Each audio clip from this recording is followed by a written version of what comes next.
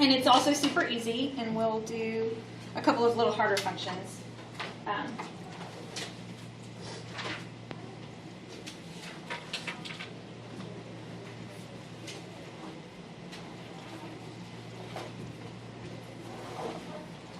Okay, even and odd functions, that's just something that they're called.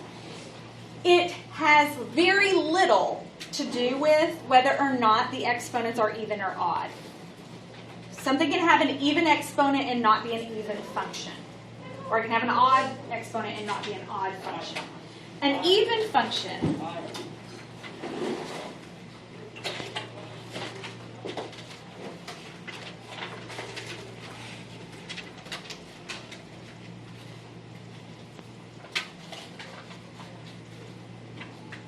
even functions have y-axis symmetry.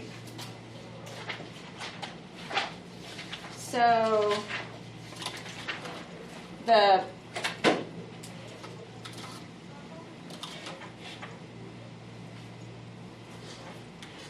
parent function of the parabola is an even function. The absolute value function is an even function.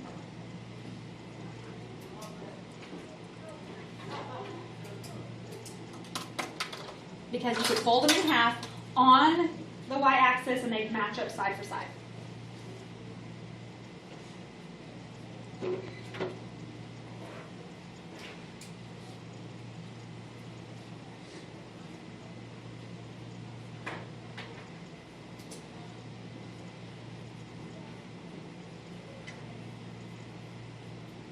Odd functions have rotational symmetry. So they're the same upside down as they are right side up, which would be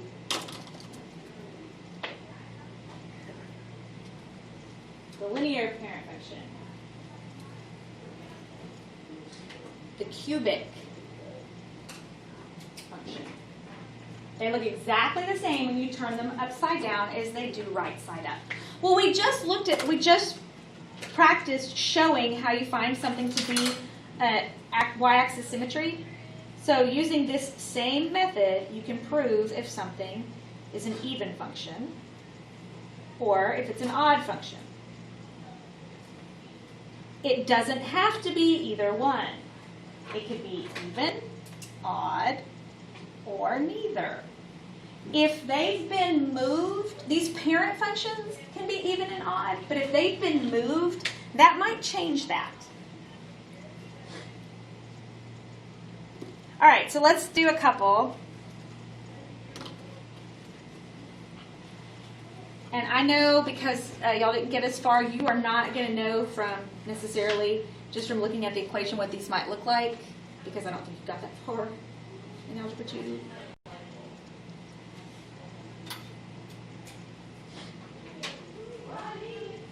All right, so we want to check to see if this particular function has y-axis symmetry or if it's an even function with y-axis symmetry or if it's an odd function with rotational symmetry. It might be neither one. I don't know, does anybody know off the top of their head what something to the fourth power looks like? It's called a quartic, quart for four. A quartic looks like a W. So if it were the quartic parent function, just x to the fourth, it would be even. It would have even symmetry. But because it's not the parent function, we're not sure, so we have to test it by plugging in. So let's see.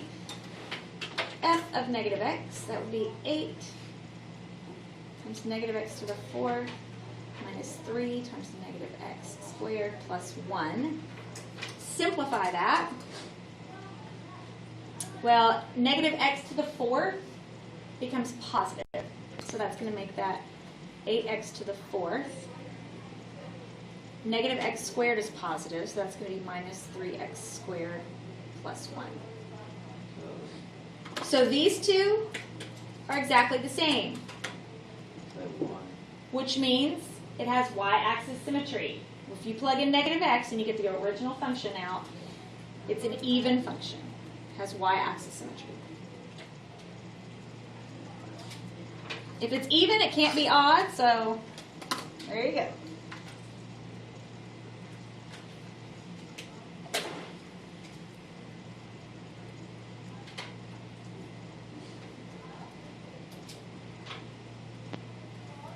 so it can only ever be even or odd? Or neither. Yeah, it can't be both.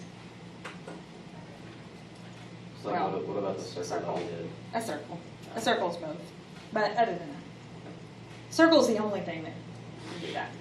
Alright, so same thing. I don't know, y'all, did y'all get to cubics? Do y'all know what a cubic looks like? Looks like this. It's like a little man with one arm up and one arm down. It's a cubic. So the cubic parent function has odd symmetry. You turn it over, it looks the same upside down as it does right side up. But this one's been translated somehow, so don't know. So we'll plug in negative x.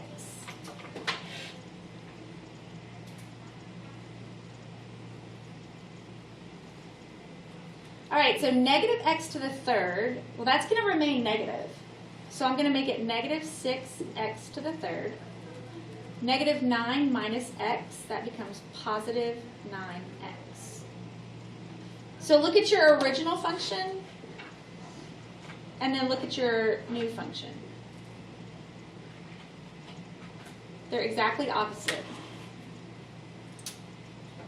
The 6 was positive, now it's negative. The 9 was negative, now it's positive. That means this is an odd function.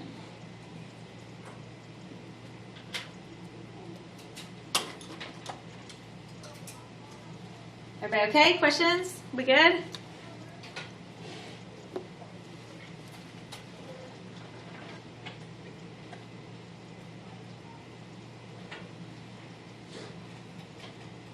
All right. This one's quadratic. The quadratic parent function looks like a u, sits right at 0, 0. It is normally an even function. So, but this one's been translated, so we need to test C. So I'm going to plug in negative x.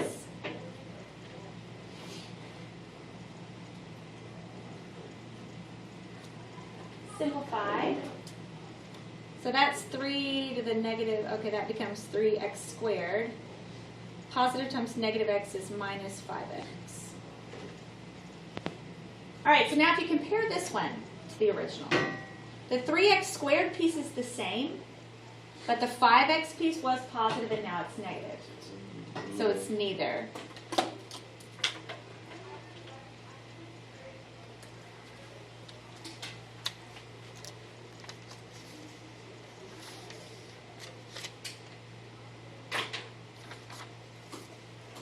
All right, only one more thing.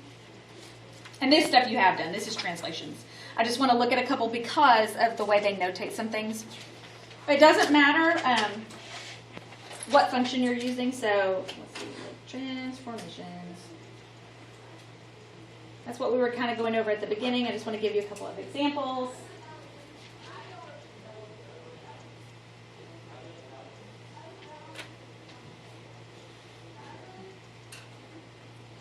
Really, that's a line. Okay, so this would be an absolute value function. What is happening to it? What does this do? Left 4. What does that do?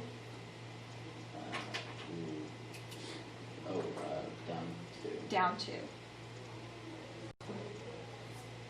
everybody okay? Is anybody confused? Okay.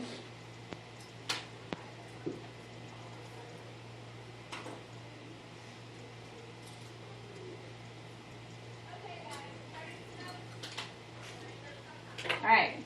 It's got 3 things in it. What does this one do?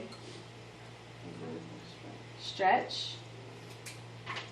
Vertical stretch by 2. What does that do? Left 3, and that, down 1. Does everybody remember this? Okay. Okay, so now just know that a lot of times instead of actually putting functions like that, sometimes they will, but a lot of times they'll just use f of x notation. So I'll do one with f of x notation.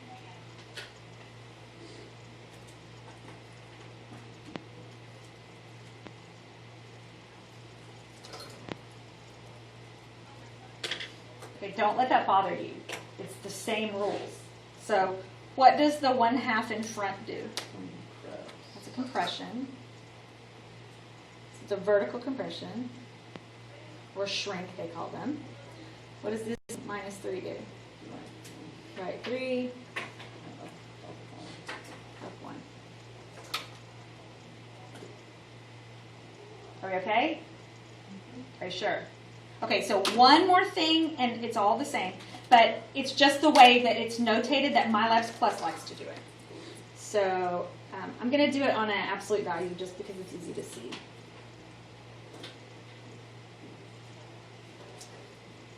All right, so those absolute value bars, they group, everything is grouped inside with X. So these are all horizontal changes. But if you look at your notes, notice that my B value is separated from my X value by a parentheses. And it's not in this case. It needs to be. So you need to factor out 2.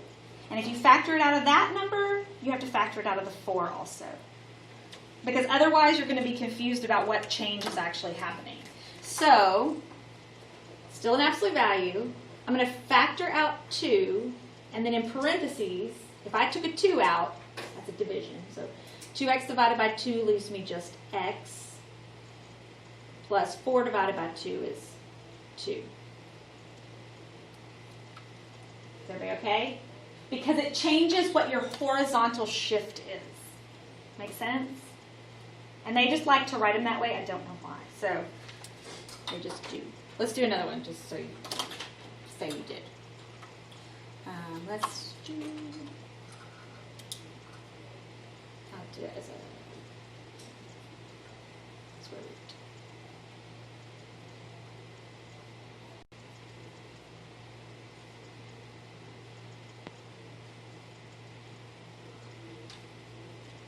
All right, so they're grouped inside with X, but it's right next to the X and it doesn't have a parentheses in between, and I need it to have a parentheses in between. So I'm going to put the 1/2 in parentheses, so that's factoring out. So if I factor a 1/2 out of X, that's division, I also have to factor a 1/2 out of the 6. Now be careful. If I factor 1/2 out of 6, 6 divided by half, not 6 divided in half, 6 divided by a half is what? 12. You need to be able to distribute and get back where you came from. So check before you plug something in. Which means that this has a horizontal what? Stretch. It's a horizontal stretch because X is a liar. And this is a shift, which way? Left. Shift left. By 12, not by 6. Everybody good?